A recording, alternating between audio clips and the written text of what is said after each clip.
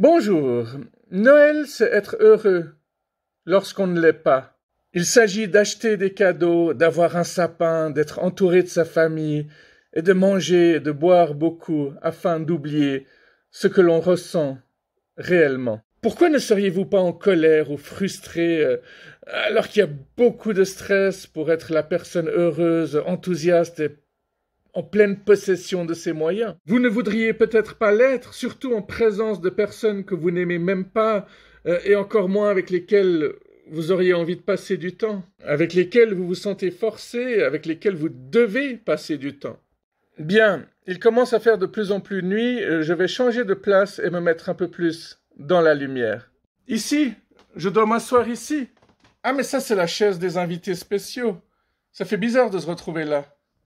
Bien, alors où en étais-je? Je vois qu'il y a régulièrement des comédiens, des humoristes, des comiques qui écrivent des chroniques, alors je me suis dit pourquoi pas moi?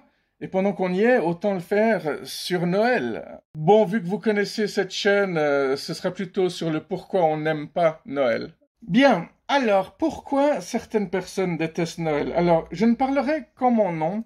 Le terme détester est peut-être trop fort, mais je n'aime pas du tout Noël. Je déteste d'ailleurs pratiquement toutes les fêtes. Je ne fête même plus mon anniversaire, c'est pour dire. Bien que je le fasse de temps en temps pour les membres de ma famille à qui ça fait plaisir, bref.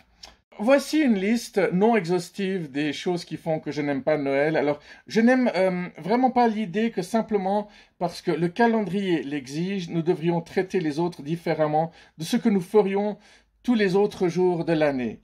J'essaie d'être poli avec tout le monde en général, de rester en contact avec les personnes que j'apprécie, bien que je sois généralement assez mauvais à cet égard, hélas, et de dire aux personnes qui sont importantes pour moi que je les apprécie.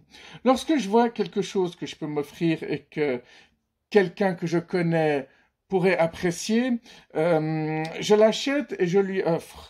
Je ne le cache pas parce qu'on est en octobre ou parce que c'est une période bizarre pour un cadeau et parce que je n'aurais qu'à acheter autre chose pour Noël aussi alors du coup.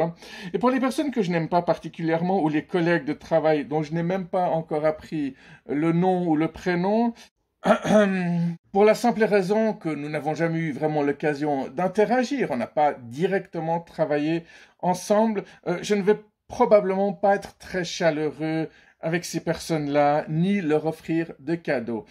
Pourquoi l'occasion d'une fête païenne du solstice aurait-elle un impact sur tout cela? Je vous pose la question.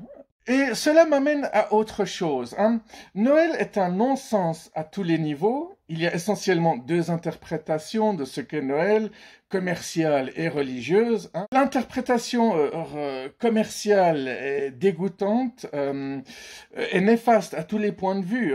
L'interprétation religieuse est absurde, même pour les chrétiens, ce qui n'est pas mon cas. Alors, comme on le voit régulièrement et qu'on le répète inlassablement, Bouddha n'était pas bouddhiste, Jésus n'était pas chrétien, et Mahomet, qu'on prononce Mohammed chez les musulmans, n'était pas musulman. Alors, inexplicablement, malgré le récit extrêmement détaillé de la naissance de Jésus dans la Bible, personne ne sait exactement quand il est vraiment né, parce que si vous faites des recherches, vous voyez bien qu'il y a plusieurs divinités qui sont nées le 25 décembre ou qui avaient 12 disciples, etc., etc. Ça se retrouve dans au moins 20 histoires avant Jésus-Christ, y compris dans des histoires égyptiennes de pharaons, de divinités.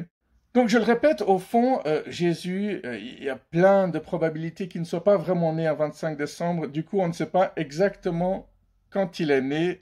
Alors Jésus, le Fils de Dieu pour les chrétiens, ou alors Dieu lui-même et le Saint-Esprit en même temps, c'est comme les trois allumettes qui ont qu'une seule flamme, vous connaissez tous l'histoire. Alors, Fils de Dieu ou Dieu lui-même, si j'ai bien compris, dont les histoires sont racontées dans un livre que beaucoup croient vraiment être d'inspiration divine. Ils croient que c'est vraiment Dieu qui a écrit avec un stylo ce livre sacré. Je plaisante, évidemment. Ils pensent que Dieu a insufflé à tout plein de personnes l'histoire qu'ils devaient, eux, raconter à l'aide de leur stylo, de leur plume, plutôt de leur plume vu que le stylo n'existait pas encore. Donc, je me répète, un livre sacré que beaucoup de croyants croient de sources divines, avec une précision historique absolue, qui n'a en quelque sorte pas de date de naissance connue. Sauf que la seule chose sur laquelle s'accordent à peu près tous les spécialistes sérieux de la Bible, je ne vous parle pas de Bibo, la Bible, ça c'est encore une autre histoire. Un peu d'humour ne fait jamais de mal. Alors, la seule chose sur laquelle s'accordent à peu près tous les spécialistes, c'est qu'il n'est absolument pas né le 25 décembre. Ainsi, la naissance de leur Dieu, ou fils de Dieu, oui, est si importante pour les chrétiens qu'il est obligatoire de la célébrer. Et pourtant, ils ont choisi une date qui est très certainement inexacte. Désolé, je pense que je commence à m'emporter un peu, mais j'expliquerai pourquoi au point suivant. Je ne suis pas chrétien, mais je connais pas mal de gens qui ont grandi aux États-Unis, par exemple, où une nation, la violence chrétienne, se fait passer pour de la moralité, on va dire. Non mais honnêtement, quand vous voyez le comportement passif, agressif à l'égard des athées, c'est scandaleux. Et dans une mesure légèrement moindre, mais toujours pertinente, à l'égard de ceux qui pratiquent les autres religions. Alors, toute cette attitude est méprisable, évidemment. Par exemple, lorsque j'étais enfant, il y avait des parents qui ne voulaient pas que je sois ami avec leurs enfants, simplement parce que je ne croyais pas en leur Dieu imposé. Lorsqu'ils découvraient que je croyais en d'autres dieux, c'était blasphématoire. Hein.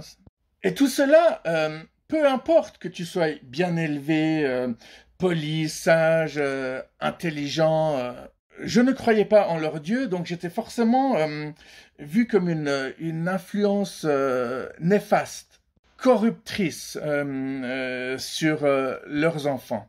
Et le plus révoltant dans cette histoire, parce que j'ai pas encore tout dit, c'est que lorsque je raconte ce genre d'histoire à mes proches d'aujourd'hui, ils ne me croient pas. Donc ils ont la chance, ces personnes-là, de ne pas avoir eu le même vécu que moi. Pourtant, ces personnes me sont chères, mais force est de constater que tu ne peux pas discuter de tous les domaines, même avec tes meilleurs amis. Alors, les gens qui me connaissent le mieux et m'aiment le plus sont des personnes qui ne croient pas que moi et d'autres personnes avons été maltraités pour la seule raison que je ne croyais pas ce qu'ils croyaient. Eh bien, je vais continuer à dire ce que je pense, c'est que même si ce n'est pas juste de ma part de ressentir cela, eh bien, sachez que j'emmerde votre journée si vous l'utilisez pour célébrer avec suffisance vos vertus et pour réaffirmer votre supériorité sur moi et sur les autres païens. Ce n'est pas Bibo Punk qui va me contredire, ça c'est sûr.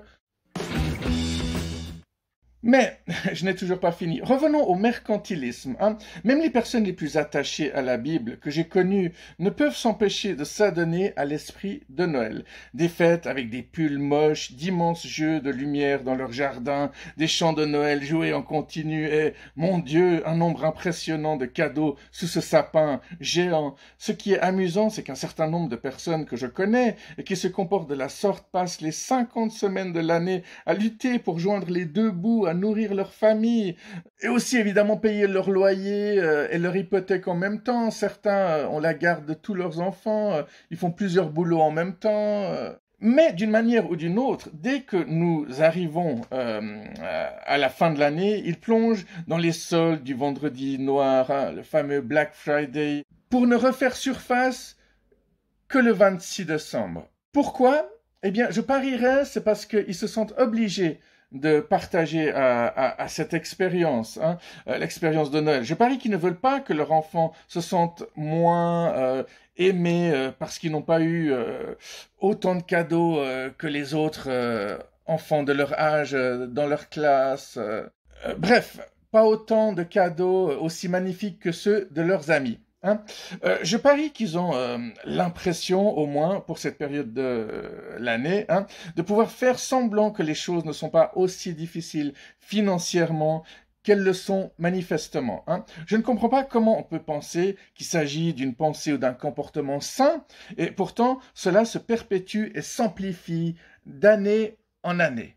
Et puis, ces putains de chants de Noël, hein, parlons-en. Une poignée d'entre eux sont des chansons assez décentes, entendues 1 à 2 fois par semaine, tout au plus. Hein. Mais la plupart des chants de Noël sont des déchets saccharines pour les oreilles. Pire encore, il existe une tendance tout à fait acceptable et évidente des stars de la pop qui connaissent une baisse de popularité et ont des problèmes de liquidité à sortir. Hein. Leur version d'une chanson que nous avons tous entendue 1 million de fois, ou à faire une chanson, n'importe quelle chanson, hein, c'est égal, et à insérer le mot Noël dans le refrain. Peu importe que la chanson soit nulle, c'est peut-être même amusant. Hein, si c'est le cas, je reconnais volontiers que mes goûts musicaux sont ceux d'une jeune fille de 14 ans vers 1998. Hein, et je trouve ces chansons insupportablement ringard et horrible. Et pourtant, il n'y a aucun endroit où je puisse aller en dehors de ma maison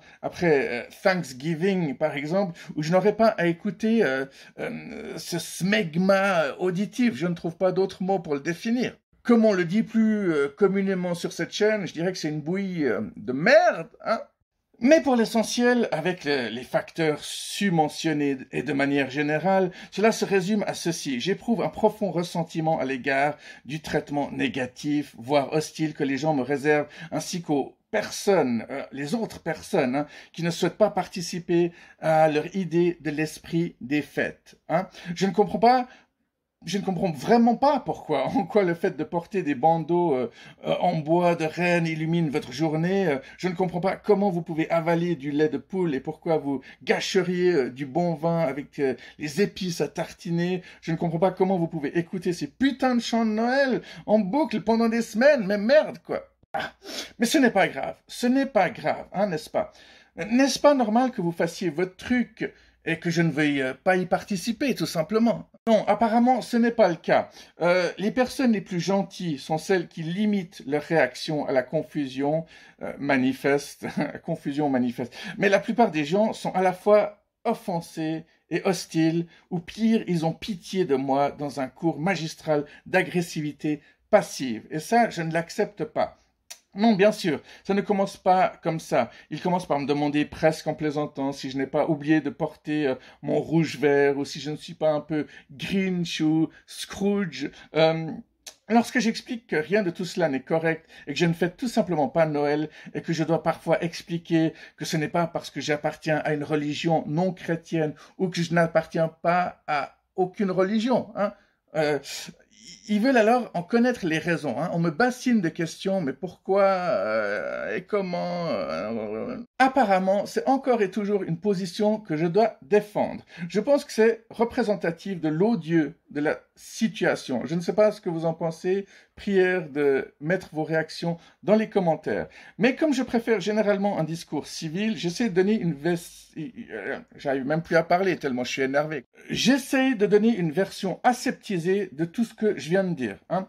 La phase suivante consiste à essayer de me faire changer d'avis et de m'aider à comprendre pourquoi j'ai tout faux et que Noël est en fait une fête extraordinaire. Si je ne parviens pas à m'extraire de la conversation, je dois alors commencer à donner plus de détails. Hein. Et maintenant, c'est là que la guerre commence. Hein. Mes opinions personnelles, même si elles sont essentiellement fondées sur mes expériences purement personnelles, hein, constituent une attaque contre leur amour de Noël. Et par extension, je les attaque, peut-être même leur valeur.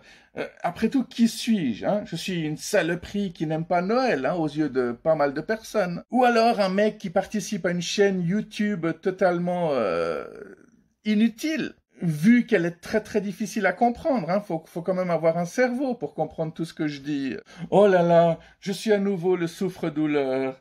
Au moment où j'ai écrit ces lignes, je supposais que beaucoup d'entre vous se diraient « Bon sang, où vit ce type pour que ses expériences soient comme ça? Peut-être qu'elles ne le sont pas, hein, il exagère. Hein. » Et la réponse est « Ça n'a probablement pas d'importance parce que partout où j'ai été dans les mois de décembre de ma vie, ça a toujours été comme ça.